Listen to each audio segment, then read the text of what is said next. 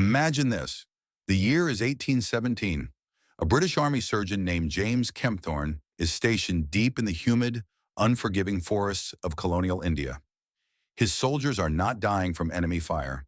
They are dropping one by one from an invisible assassin. Dysentery, cholera, and waterborne diseases are turning rivers and streams into liquid graveyards. Desperate, Kempthorne watches as the local population approaches a muddy, contaminated river, the same water that has been killing his men. But these people aren't dying. Instead, they walk over to a common wild tree, a tree the British colonizers had completely ignored, pluck a few dried seeds, crush them into a powder, and stir them into the murky water. Within 45 minutes, a miracle happens. The brown, lethal water transforms, becoming crystal clear before Kempthorne's very eyes. 1 hour later, the bacterial counts have plummeted by 99%. He frantically writes this down in his field notes. 2 years later, the British military officially files his report. And then, inexplicably, they bury it. 160 years would pass before modern science dared to look at that report again. Right now, growing in ditches, backyards, and arid plains all across the world, there is a weed. It costs barely $2 at a local market. It grows so aggressively that most people just rip it out and throw it away. Yet this simple plant can purify water better, faster, and safer than a $200 commercial filtration system. It eradicates bacteria, strips out heavy metals, and turns toxic sludge into drinkable water in under an hour. The United Nations documented it in 1983. The World Health Organization confirmed it. So here is the question that should keep you up at night. If a free, self-multiplying weed can replace a monthly subscription to survival, why does the $4.5 billion water filtration industry pretend it doesn't exist? The truth is much darker, much more complex, and infinitely more fascinating than a simple conspiracy. Stick around because by the end of this video, you won't just understand the hidden history and the astonishing science of this plant. You will learn exactly how to use it to secure free, purified water for yourself and your family forever. To understand the magnitude of what we are dealing with, we have to travel to the ancient world.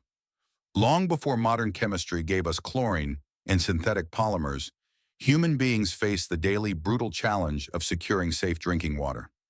In the Nile Valley of Sudan, local women have relied on a traditional secret for centuries. When the seasonal floods turned the Blue Nile into a churning river of brown silt and dangerous pathogens, they didn't panic.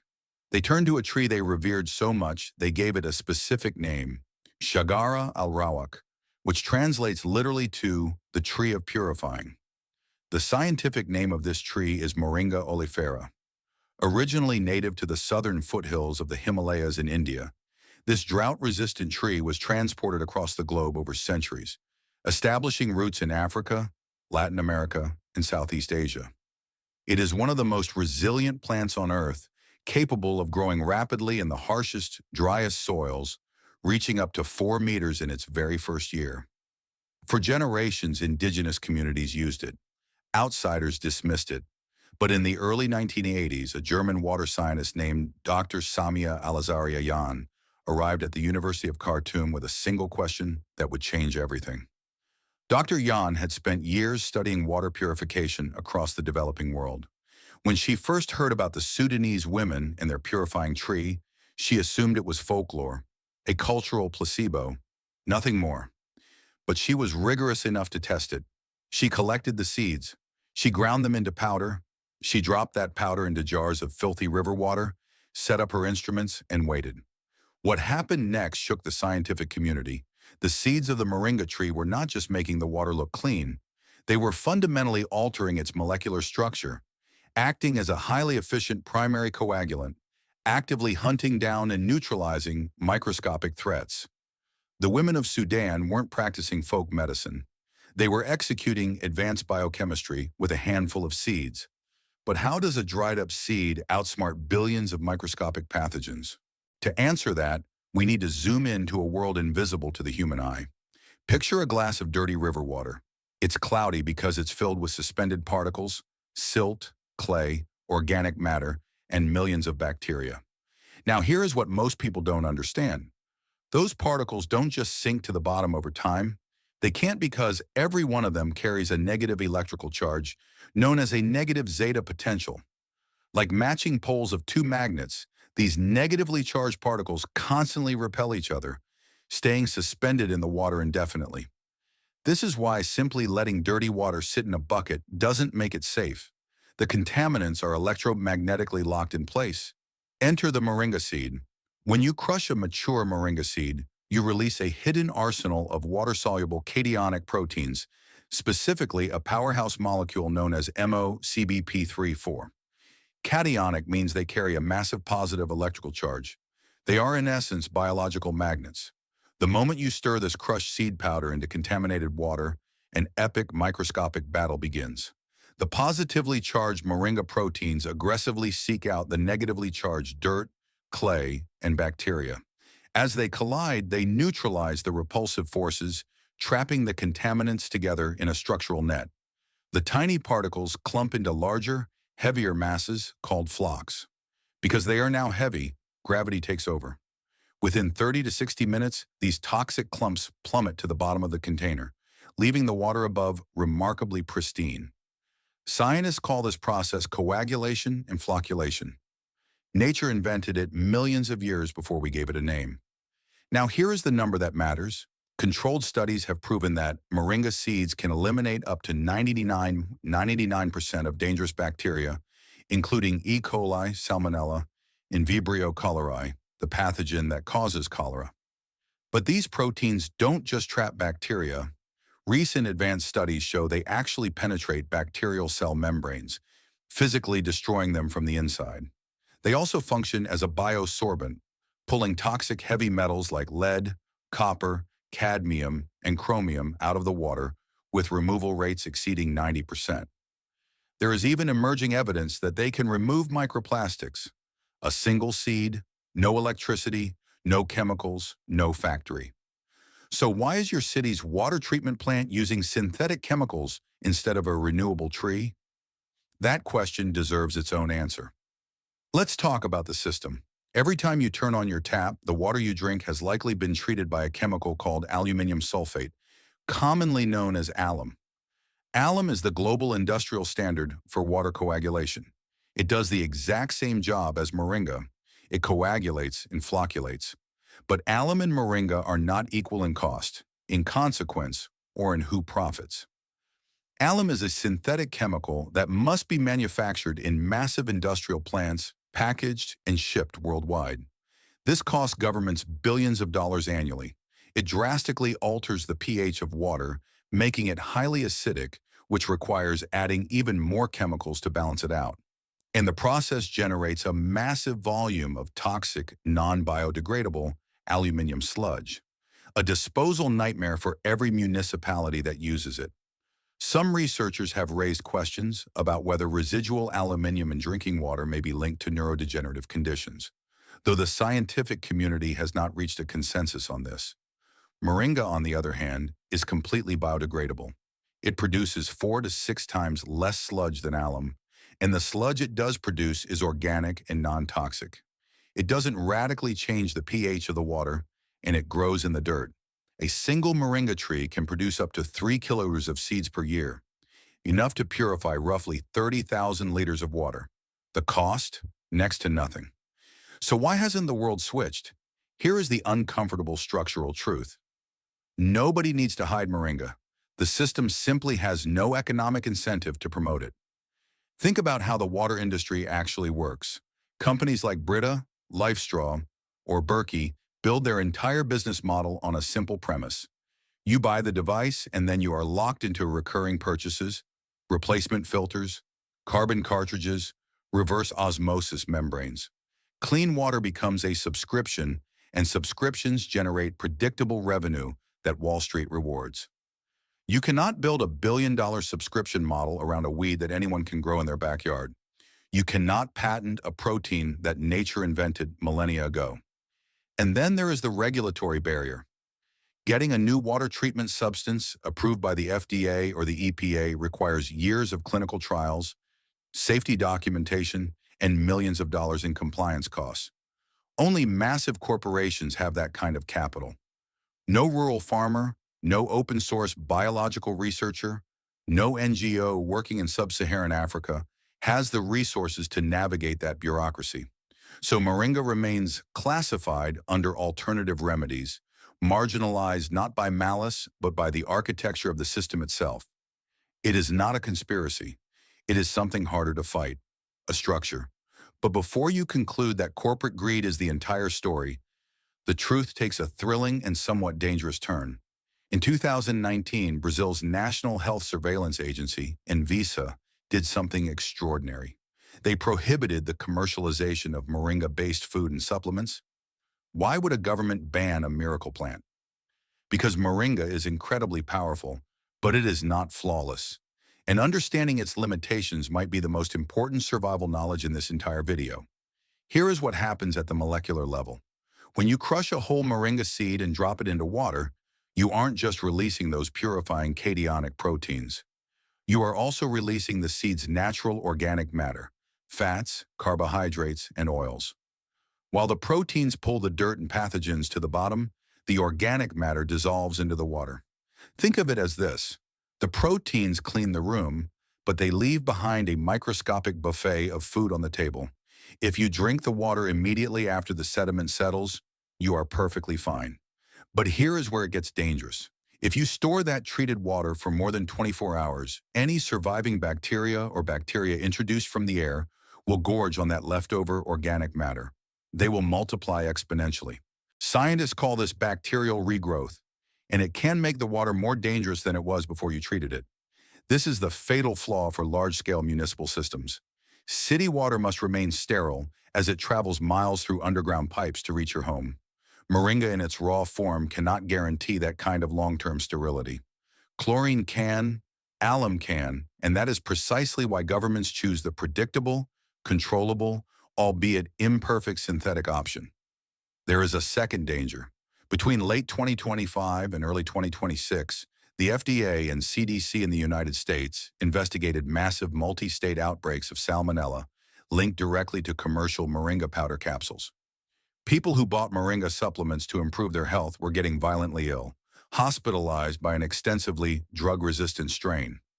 How does a purifying plant poison people? Because moringa grows in the dirt. If the agricultural conditions are poor, if animal feces contaminate the soil, or if the factories processing the seeds are unsanitary, the moringa powder itself becomes a carrier for the very pathogens it is supposed to eliminate. And this is exactly why regulatory bodies like the NSF and ANSI demand strict standards for drinking water chemicals. The label of being banned or illegal is not a malicious plot. It is an act of regulatory caution. Building codes, food safety laws, water treatment standards, they exist because people have died when these safeguards were absent. We should acknowledge that honestly. But here is the critical realization. Just because moringa does not work for a centralized million-gallon city grid does not mean it won't work for you. The story splits into two paths here, one for governments and one for individuals. In a survival situation, off the grid, during a hurricane, or in a community without infrastructure, understanding how to harness this plant correctly is a genuine superpower. Knowledge is only power if you know how to apply it. So here is the exact field-tested protocol used by United Nations teams and survivalists around the world to purify water with moringa seeds safely and without the risk of bacterial regrowth. Step 1. The harvest. You need fully mature, brown-dried seed pods. Green pods do not possess enough of the active coagulating proteins. Crack the pod open and remove the seeds. Step 2. The shelling. Remove the papery wings and the outer shell until you are left with the white inner kernel. Discard any kernels that are discolored, soft, or moldy. Contaminated kernels can introduce the very bacteria you are trying to eliminate. Step 3. The powder. Crush the white kernels into a fine powder using a mortar and pestle or 2 smooth stones. Sift the powder through a fine mesh or a clean cloth. For every 1 liter of highly dirty water, you need roughly 50 to 150 milligrams of powder, which equates to about 1 to 2 seeds or a quarter teaspoon. Step 4. The activation. Do not dump the powder directly into the dirty water. First, mix your powder with a tiny splash of clean water in a cup to create a paste. This activates the cationic proteins and makes them far more effective. This is the step that separates someone who read a headline from someone who actually understands the science. Step 5. The battle. Pour the paste into your container of dirty water. For the first 2 minutes, stir rapidly and violently. You want the proteins to collide with as many contaminants as possible. Then slow down. Stir gently and rhythmically for another 5 to 10 minutes. This slow motion allows the microflocks to bind together into larger, heavier clumps without breaking them apart. This is exactly what the women of Sudan were doing by the Nile. 2 minutes of chaos, then patience. Step 6.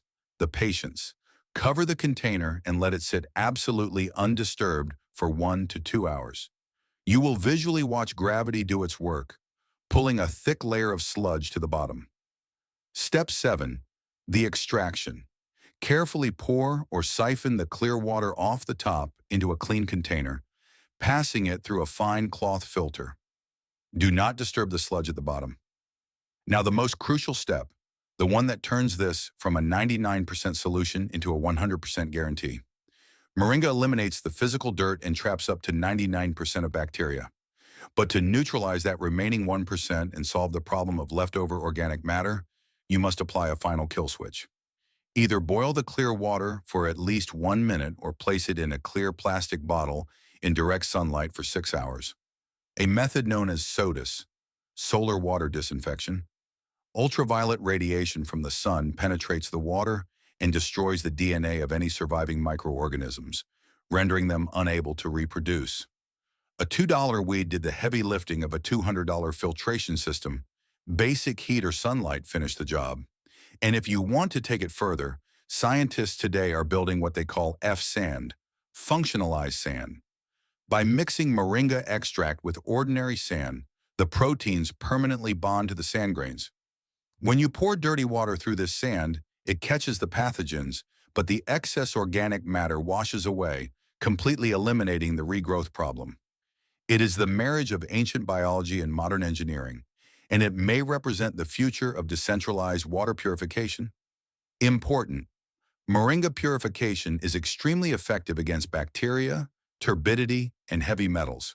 However, it has not been proven effective against all viruses, parasites such as Cryptosporidium, or chemical contaminants like pesticides. Always combine with boiling or SODIS. In any life-threatening situation, use every layer of protection available to you. In 1817, a British surgeon stood by a muddy river in India and watched a handful of seeds turn death into life. He wrote it down. His superiors buried the report.